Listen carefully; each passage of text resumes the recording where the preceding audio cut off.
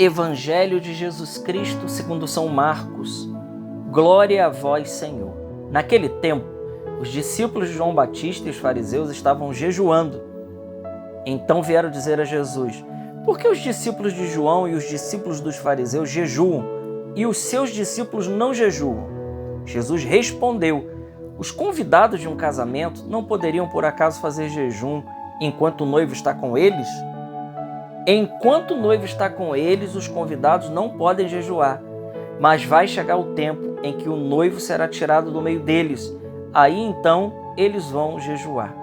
Ninguém põe um remendo de pano novo em uma roupa velha, porque o remendo novo repuxa o pano velho e o rasgão fica maior ainda. Ninguém põe vinho novo em odres velhos, porque o vinho novo arrebenta os odres velhos e o vinho e os odres se perdem. Por isso, vinho novo em odres novos. Palavra da salvação. Glória a vós, Senhor. Queridos irmãos, nesse dia 15 de janeiro de 2024, formulário da segunda semana do tempo comum, voltamos ao Evangelho de São Marcos. Hoje o capítulo 2, versículos 18 a 22. Nós temos aqui esse belo texto que fala duas coisas, né? Primeiro, o texto fala a respeito do jejum. Os discípulos de Jesus são questionados por que eles não jejuam enquanto os discípulos dos fariseus e de João estão jejuando. E a explicação é muito simples. Jesus dá uma palavra categórica. Os convidados do noivo não podem fazer jejum enquanto o noivo está com eles. Por isso, na igreja, por exemplo, o domingo, salvo se for por um justo motivo, algo bem diferenciado, mas o domingo é um dia na igreja que não se faz jejum. Nós temos, por exemplo, quarta e sexta, né, dias de jejum, e outros dias que a gente quiserem também fazer o nosso jejum, a nossa mortificação, mas quarta e sexta, né, de preceito. Eu digo de preceito, né, a igreja coloca esses dias como opcional para você fazer jejum. E de preceito mesmo nós temos aí jejum de carne, sexta-feira santa, quarta-feira de cinza, inclusive está se aproximando aí. E domingo não se faz jejum. Por quê? Não se faz jejum domingo porque domingo é o dia do Senhor, é o dias Domini, é o dia em que a gente está rejubilando com Deus pela sua salvação, vivendo a paixão, morte e ressurreição de Cristo. Domingo é o dia da ressurreição, domingo é o dia da festa. Então, nós não guardamos o jejum no domingo. Domingo é um dia de comer melhorzinho mesmo, né? De fazer um churrasco, enfim, aquilo que sua criatividade nos levar. Mas, então, a resposta de Jesus é essa.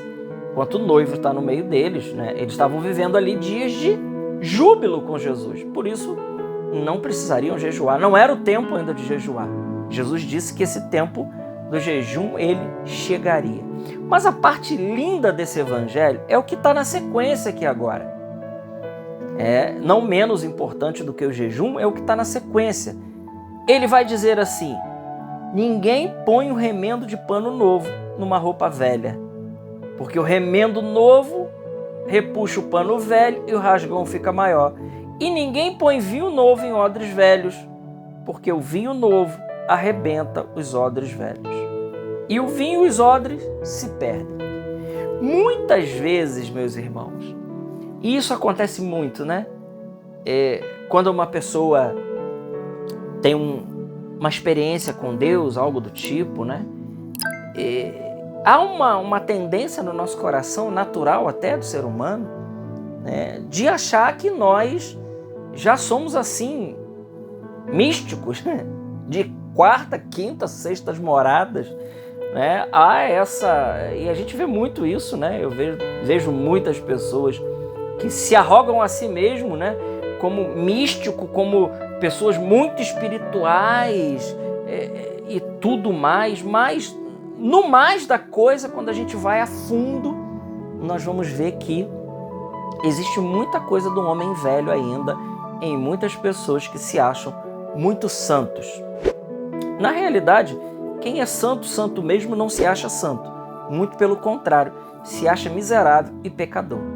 A gente, olhando para a vida dos santos, nós vamos ver um São Pio de Pietrelcina que, na sua humildade, ele não reconhecia nada nele, a não ser a grande misericórdia de Deus. Nós temos uma Santa Teresa d'Ávila, que dizia que, além dela ser ruim, ela era mulher, que não sabe o que Deus viu nela. Nós temos um São Paulo da Cruz, né? Um Santo Inácio de Loyola, um São Francisco de Assis. Pessoas que, inclusive esses santos aí, desconfiavam da própria salvação. Nem eles tinham certeza de que seriam salvos. Nós vemos então a humildade, ele reconhecendo exatamente o seu nada, né? Por que eu estou dizendo isso? Porque veja, e aqui existe um outro detalhe. Então esse é o primeiro lado da coisa, né? Pessoas que tiveram um encontro com o Senhor, começaram uma caminhada e subiu numa cadeira que não é nossa. Já estão se achando assim muito elevados, mas ainda com muitos costumes e muitas manias de homem velhos.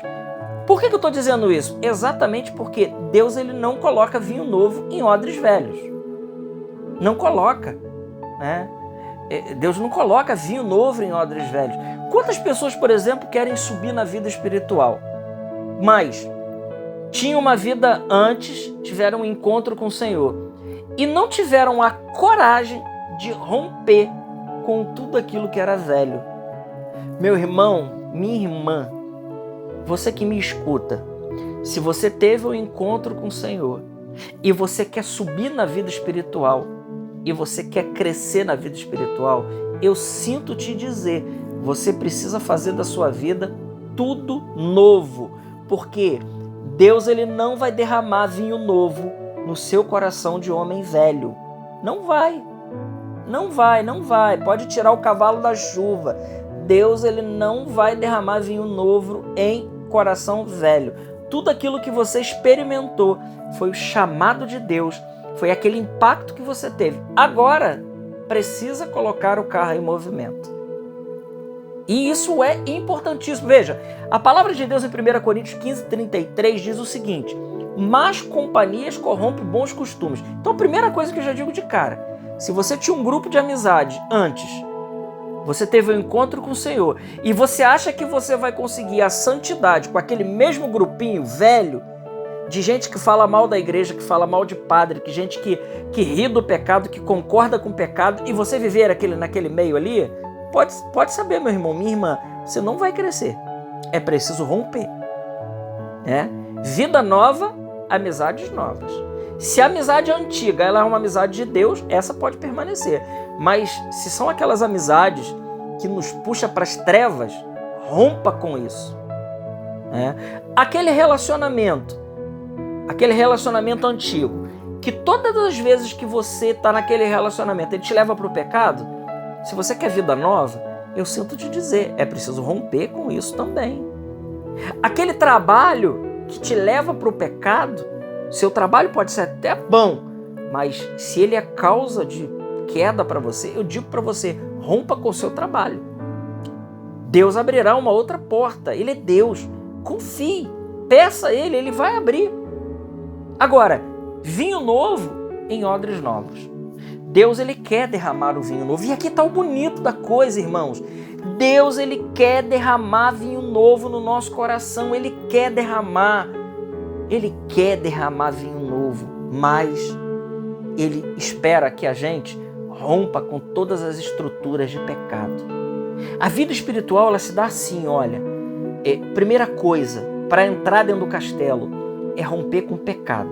Isso aqui é o básico do básico do básico. Se a gente não romper com o pecado, jamais nós vamos ter vida espiritual. Isso aí é fato, né? A pessoa pode até jogar beijinho para Jesus, chorar na presença de Jesus, mas vida espiritual de verdade se tem quando a gente rompe com a vida velha, com o pecado. Segunda coisa, depois de vencido o pecado mortal, é preciso combater os pecados veniais, né? É também preciso combatê-los. Terceira coisa, na sequência, nós precisamos combater as paixões que estão dentro de nós. Aquilo que São Paulo diz, muitas vezes eu não faço o bem que eu queria, eu acabo fazendo o mal que eu não queria, então ele percebe que há uma lei contrária dentro dele, aquilo que nós já dizemos muitas vezes, a carne combate o espírito o tempo todo. Né? Infelizmente, preciso dizer, isso vai durar até o último suspiro da sua vida aqui nessa terra. A não ser que você chegue às sétimas moradas e que você cesse toda a luta, né? Ó vítima do amor, como vai cantar São João da Cruz, Santa Teresinha, poemas maravilhosos de quem alcançou essa união transformadora com Deus, mas isso é para poucos, é para raros. Né? Muita gente não chega lá nesse nível de santidade aqui nessa vida. Então, nós vamos ter que pedalar muito, nós vamos ter que lutar. Então, combater as paixões, combater as concupiscências que estão dentro de nós. E claro, e se Deus nos der a graça e nós nos esforçarmos, e claro, chega um determinado momento que já não é mais ação nossa, é muito mais Deus fazendo do que nós. Deus nos levará à noite escura dos sentidos e quem sabe nos levará à noite escura do espírito, que é da gota serena mesmo, para fazer de nós pessoas santas de verdade. Deus quer colocar vinho novo, mas primeiro ele precisa romper com toda a estrutura velha que está dentro de nós, para que então a gente possa saborear o novo de Deus. Glória ao Pai, ao Filho e ao Espírito Santo, como era no princípio, agora e sempre. Amém. Salve Maria Imaculada.